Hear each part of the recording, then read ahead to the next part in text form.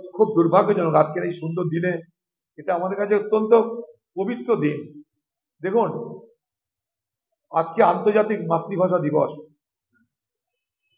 এই বাংলাদেশের বাংলাভাষী মানুষরা তারা সেদিন আন্দোলন করেছিল বলেই 21শে ফেব্রুয়ারি জন্ম হয়েছিল।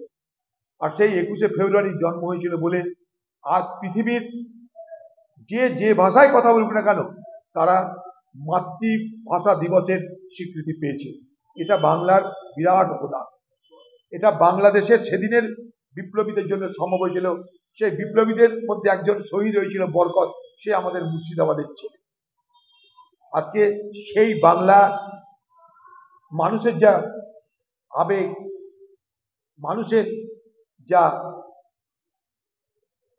ভালোবাসা, মানুষের যা পরিচয়, সেই বাংলা ভাষী মানুষ আজকে তাদের জীবনে এক অন্ধকারময় অধ্যায় রচনা করবার জন্য পাকিস্তানের শাসক এবং সেখানকার কট্টরপন্থীরা মিলেমিশে যে ষড়যন্ত্র করেছে, তার পরিণামে বাংলা ভাষা নিয়ে বাংলাদেশে যে উদ্দীপনা, উচ্ছ্বাস, যে উৎসাহ ছিল সেখানে ভাটা পড়ছে।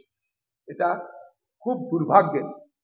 আমাদের পাশের দেশ, নদীর ওপারে তারা বসবাস করে, তাদের সঙ্গে আমাদের ভাষার মিল, সংস্কৃতির মিল, খাদ্যের মিল, আমাদের পোশাক পরিচ্ছদের মিল, তাদের আর আমাদের এই এক ভাষাতে কথা বলে আমরা বড় হয়েছি।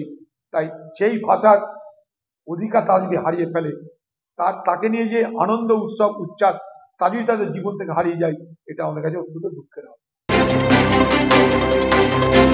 কখনো হালকা সাজ তাড়াতাড়ি, কখনো সেজে গুজে বিয়ে বাড়ি, কখনো বা ওয়েস্টার্ন আউটফিট, কখনো বা পাট ভাঙা শাড়ি।